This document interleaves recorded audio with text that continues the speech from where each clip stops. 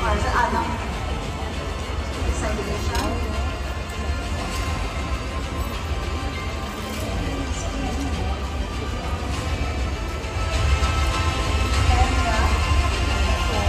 And the special jury citation goes to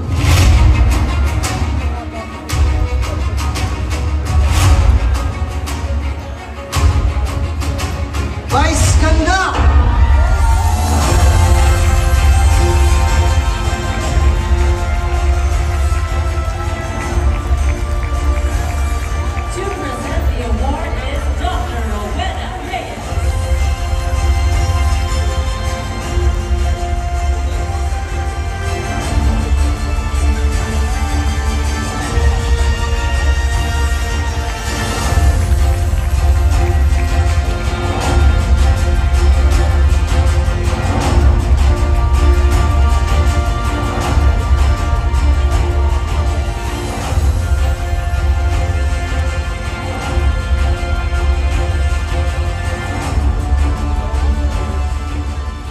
Magandang gabi ho ulit. Maraming salamat.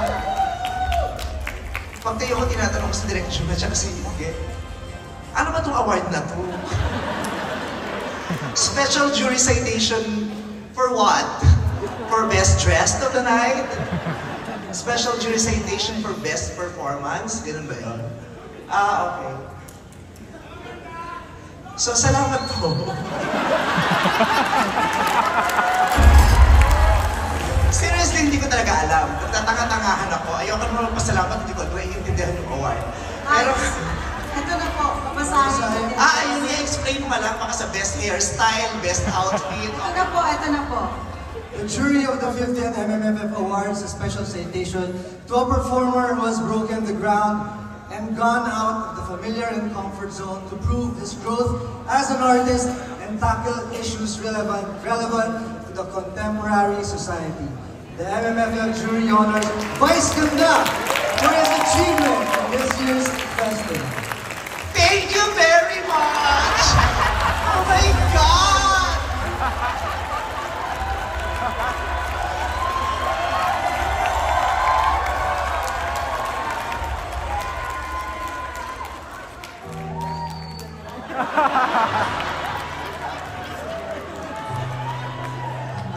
I have long been waiting for this.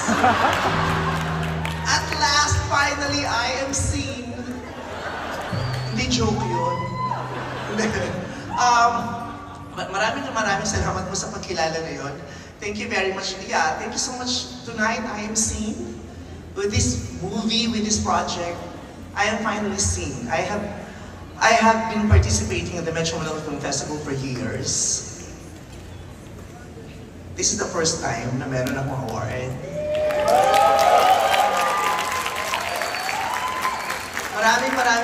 Maraming salamat sa pagkakataon na ibinigay pa rin sa akin ng ABS-CBN. Sa mga panahon na hirap na yung kumpanyang kinabibilangan ko. Pinipilit pa rin nilang gumawa ng magagandang proyekto, magagandang mga contents.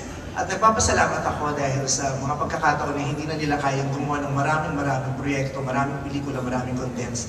Isa ako sa mga napipili nilang gumawa ng mga pelikulang ilalabas nila bawat taon. At maraming salamat kay Direk Jula na binigyan mo ako ng ganitong istorya. Binigyan mo ako ng ganitong istorya na inaantay na rin ng marami. Binigyan mo ako ng ganitong pagkakataon na gumanap sa isang karakter na hindi lang magpapatawa, isang karakter na hindi lamang mang-aaliw sa mga manonood, kundi tutusok sa mga puso at kaluluwa ng mga kakita nito. At makapagbibigay ng maraming realizations at maraming aral sa mga makakatunghay ng pelikulang ito. Maraming salamat sa paggabay mo at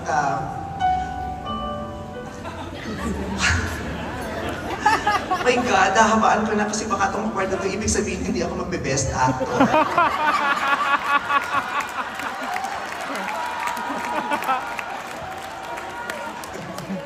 Baka ito yung award sa mga first runner-up. baka sayang naman yung outfit at saka sikat naman siya, paakyatin na natin siya for star value of the moment.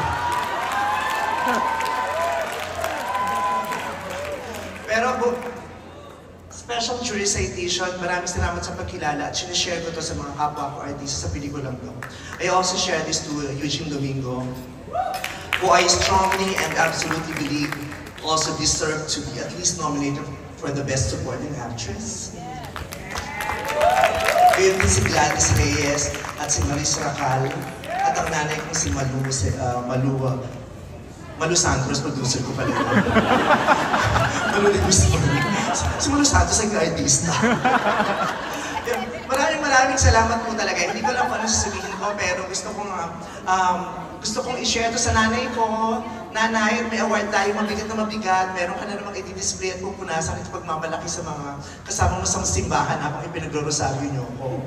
At inaalay ko rin to sa aking asawa na si Ayon Perez. Siya ang pinakamasaya dito. Maraming salamat. At inaalay ko to sa lahat ng bahagi ng LGBTQIA+ community. Para sa ating lahat to, maraming salamat sa Metro Manila Film Festival at kinikilala niyo ako at ang kakayahan ko, isang baklang performer. Maraming salamat. Congratulations to the one and only Vice Ganda! You are truly unbelievable! Grabe. Hindi ko makakalimutan yung speech niya, no? Always. Made a mark on our MMFF50 Vice Ganda and always in the service of the Filipino worldwide. Okay, congratulations, Vice. But right now, to present the next award, we still have Miss Lorna Tolentino and Mr. Linus. For the best screenplay. As an actor, dapat pagkabasa mo pala, may excitement na sa script. Gusto mo nang gampanan yung role at maging bahagi ng kwento. At dyan po lumalabas ang kahalagahan ng isang magandang screenplay dahil sa screenplay, sa script, dito nagsisimula ang isang pelikula. At ito po ang mga mahusay na screenplay para sa MMFF 50. Here are the nominees. Espantao, Chris Martinez.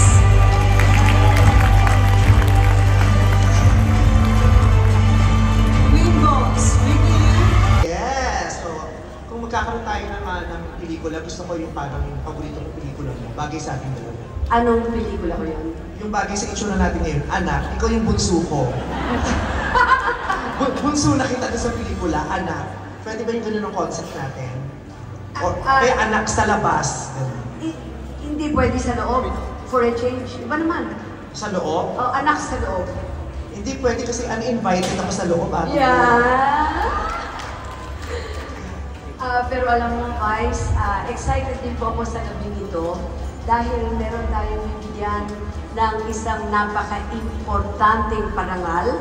At kung di po ako nagkakamali, 1974 ay gumawa po kami ng isang pelikula at siyang leading man ko. Yes. At ang pelikula namin, Kim Kayam and I. Napakaswerte niyo po kasi nakasama niyo na siya sa isang magandang pelikula. Ako hindi pa po, pero magkakilala po kami dalawa. Kaya naman, inaantay ko lang talaga na umangat ang prompter kung saan yung part ko. Kasi kay ate, di pa rin yan. Oo nga, kasi hindi ko na ako makita. Oo, ito na po. Kaya naman, nararapat sa kanya, itong